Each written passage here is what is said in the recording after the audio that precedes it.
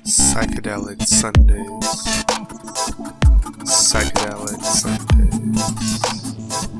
Psychedelic Sundays.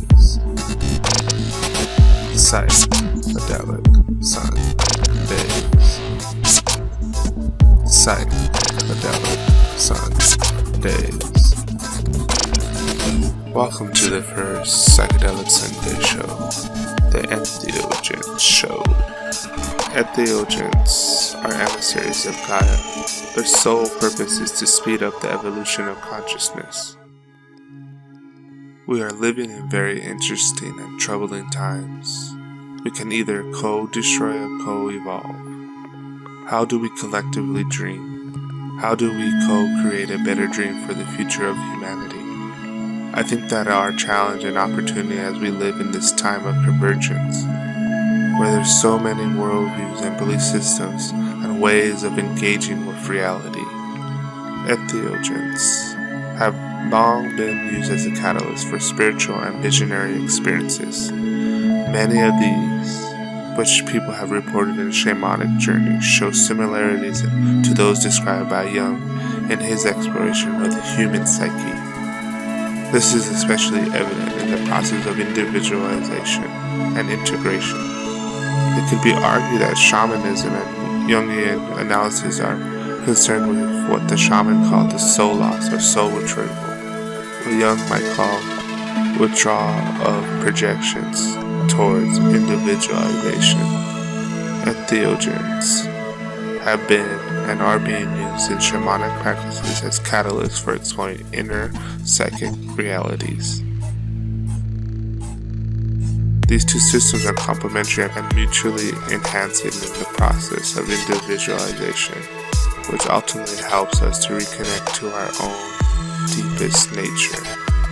Plant medicines can be seen as substances, but also as emissaries, whose purpose is a catalyst to the evolution of human consciousness. Entheogens are emissaries of Gaia. Their sole purpose is to speed up the evolution of consciousness.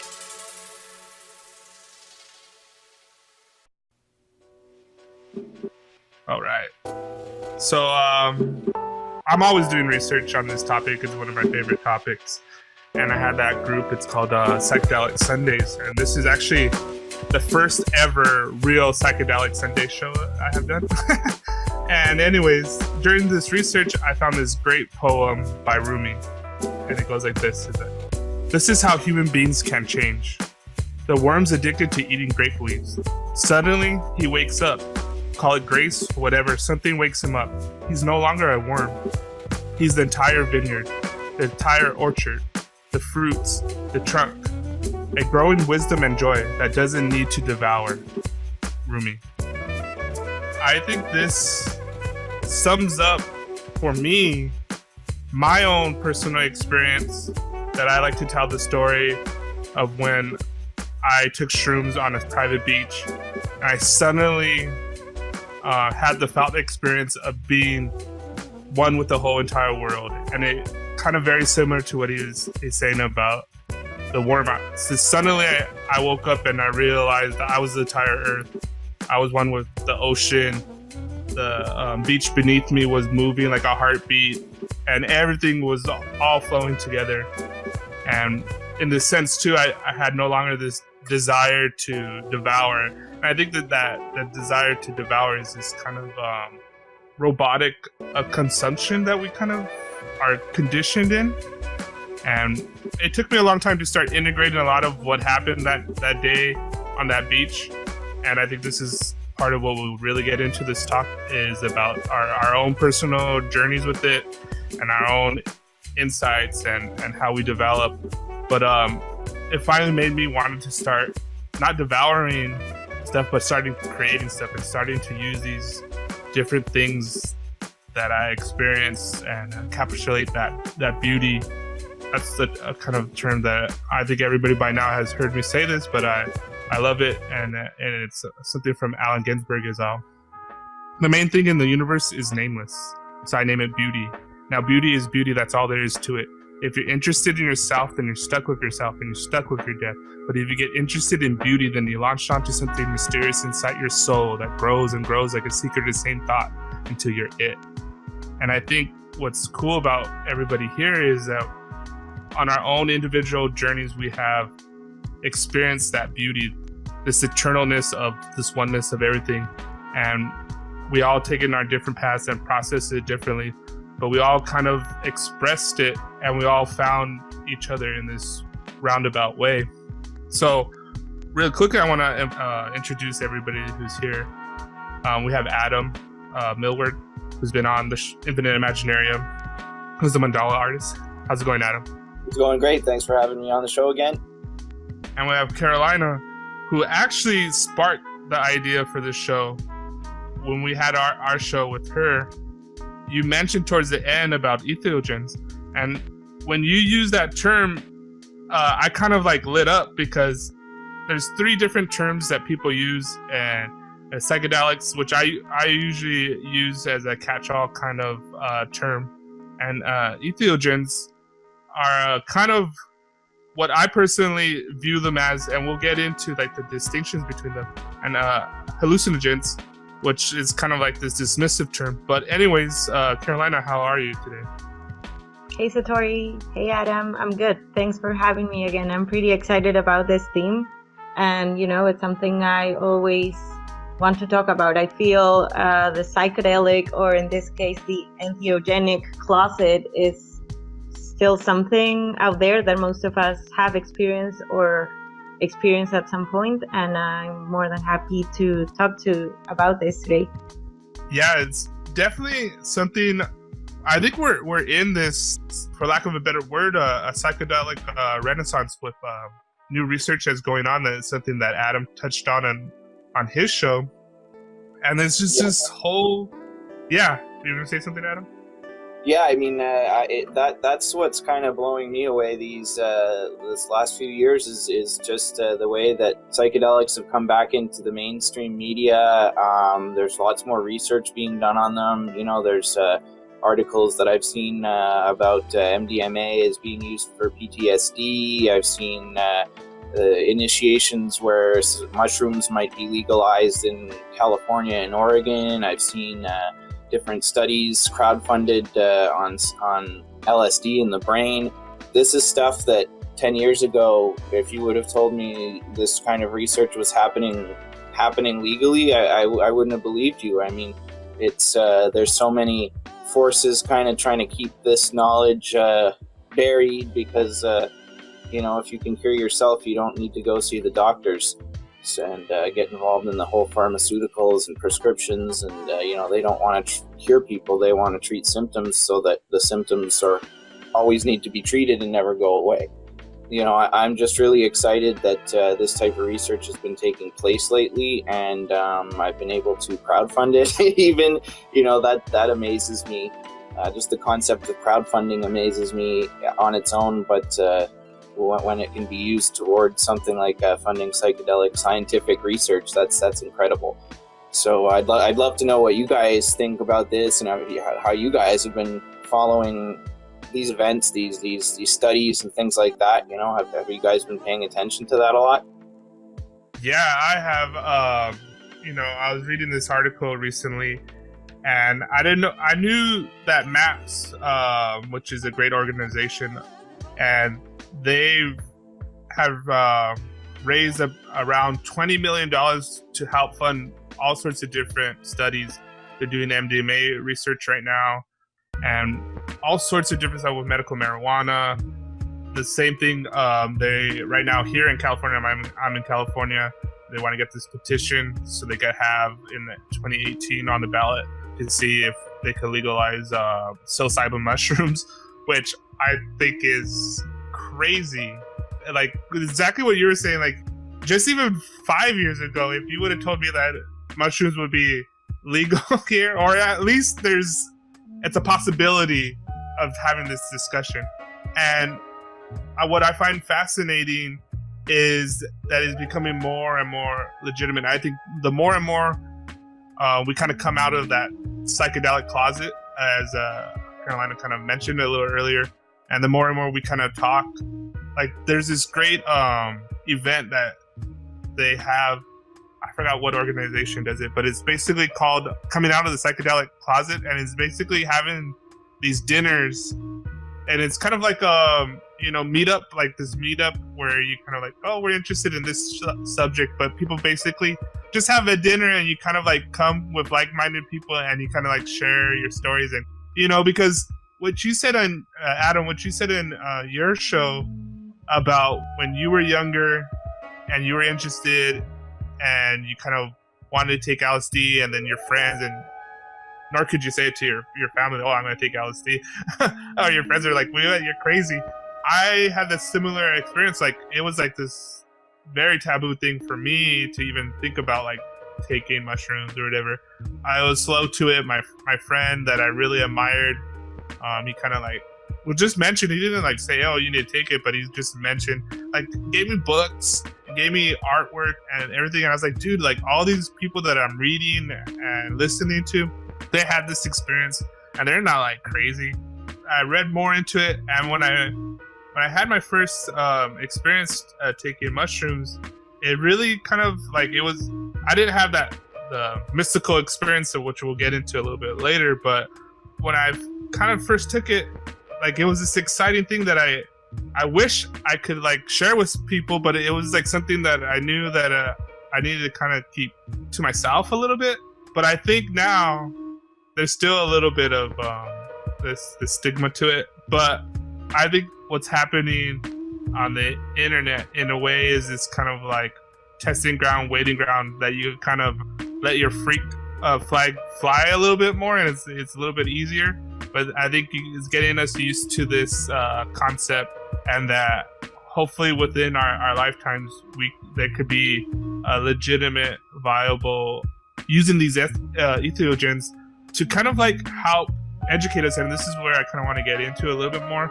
But they were used, these plant medicines and teachers were used to integrate people into the tribe. It really, when you were in adolescence and you're about to be a full member of the community, you went on a vision quest. You did the Joseph Campbell's hero journey. And I knew from my own personal experience, I was starting for that, even though I didn't know fully what it was. But I had this intuitive instinction to do that. And maybe, early on, I did it in wrong ways as well, like going to backyard gigs and getting drunk and, doing these kind of adolescent things. But I think that unconscious desire was to get to this place to express this kind of coming to this community. And I think that if humanity is going to keep on evolving and having a better place on this earth, that this tool is kind of very important and valuable to us. I think, Carolina, you want to touch on that? Because I think that's kind of where you come from too in this respect. Yeah, for sure. I feel what you were just talking about, coming out of the psychedelic closet, has a lot to do, if not everything, with how we've put everything under terminology. And what we are going to talk about, the difference in between saying, oh, I'm using a psychedelic, a psychotropic, a entheogen, a mind-conductive substance. All these different words are going to make a difference on the people that we're sharing these experiences with and what they think about them. And, we all come from different places. I think it's quite interesting how some words are more suitable for some personalities or for some souls. And depending on which words we use and how we communicate things, people are going to understand them different. And I think that has lots to do with reaching the other one and being able to communicate with them, even though, at the end it's just another game, words. But it's such an important one that I really appreciate that we're taking the time to talk about these different things and why they're different, if they could at the end mean something which is the same, which is connecting to your consciousness and learning more about it in order to expand it more. One word that I think needs to be associated with these types of things is the word medicine, because that's what it is. It's medicine. It's medicine for your soul, it's medicine for your mind, it's medicine for your body, it's medicine for your spirit, and it's an ancient medicine. It's been used as medicine for thousands of years. It's a medicine for the people, for the tribe. It's a medicine that makes you connected with the rest of the world around you, and it has healing purposes and healing, and the results are often healing. And healing and medicine, these are words that need to be associated with these types of things, because when you use words like psychedelics or hallucinogens, you're just a druggie. And 90% of the world won't care what you have to say because they've already tuned out because they heard you, a druggie talking. So for these types of things to really reach the masses and for these things to get accepted, we need to use terminology that isn't associated with the drug world. I like the word entheogen, but the word entheogen is also esoteric and mystical, and the average person doesn't know what it means, but everybody knows what medicine means.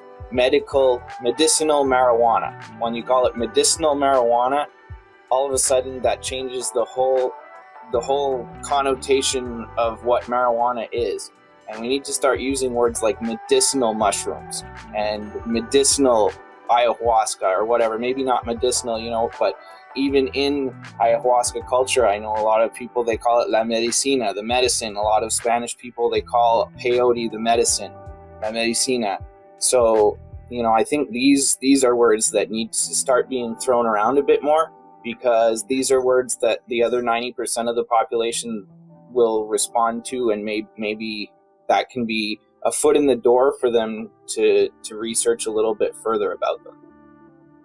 And I think I'll go into my little spiel about kind of the background to these terms, how they kind of developed. So what's in the name? We have different terms for psychedelics. Hallucinogen, entheogen. These are words that you use to describe mind-manifesting substances like psilocybin, ayahuasca, DMT, LSD. While they are similar, they do have some important and illuminating distinctions. Each of these terms describe the effects of consciousness altering in a slightly different way, and some pointing to dangers and fertility, but others describing revelations or even contact with the divine. The true meaning of psychedelic and these words give us a fascinating insight into how we relate to the understanding of these compounds and the visionary states they produce. So the first term is psychedelic. The word psychedelic was coined by the pioneer Dr. Humphrey Osmond in 1957, who was the first among the medical professionals to use the word psychedelic for LSD. He did addiction recovery treatment and the study of schizophrenia. Osmond chose these words based on the synthesis of two Greek words, psyche, meaning mind, and delios, meaning manifesting. The meaning of the word literally means mind manifesting. This is a catch-all term, served very well for describing the substances that didn't affect the body but manifested amazing and mysterious changes in consciousness itself. To this day, it is still the most popular word that's used for describing conscious altering substances. Hallucinogen is a term often used interchangeably with psychedelics, but it has an important difference. The hallucinogen, of course, refers to a substance that produces hallucinations, which are defined as perceptions of visible or sensory phenomena that seems real but is not actually there. Some psychedelics can produce hallucinations. Hallucinations themselves can come from a variety of cases, including sleep deprivation, addiction withdrawal, mental disorders, and so on.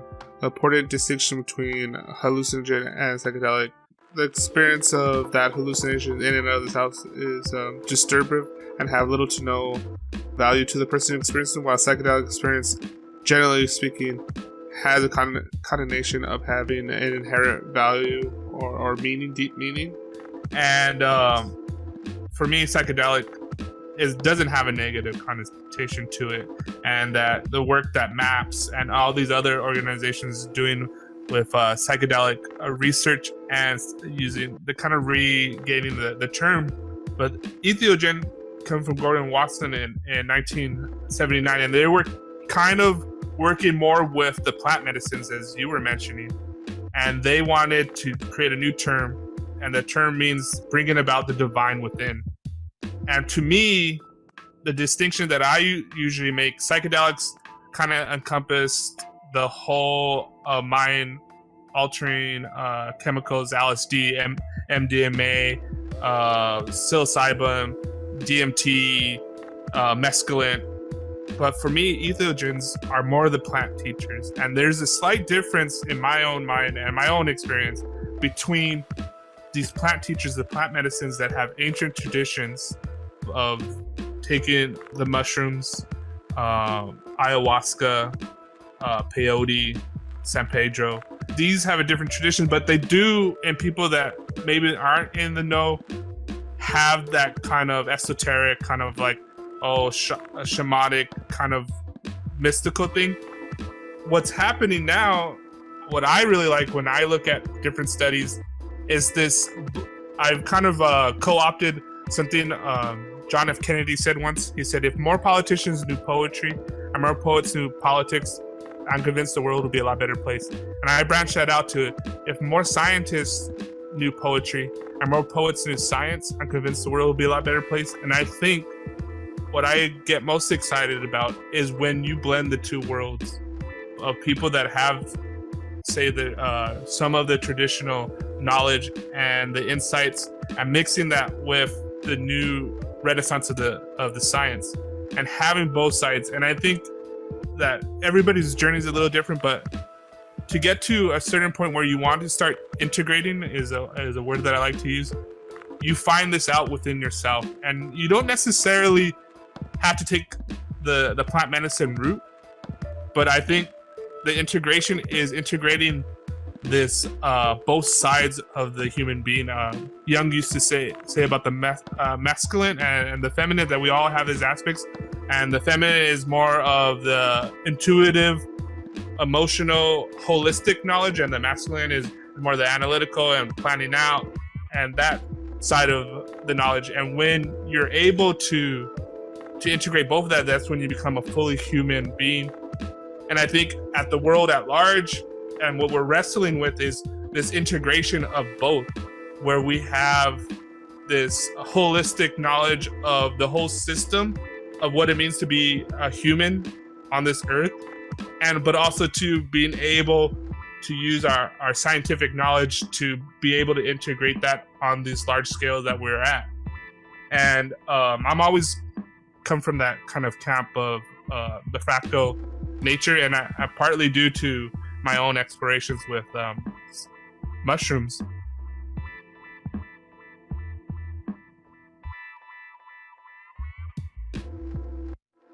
Jung had it right that we should live part of our life internally.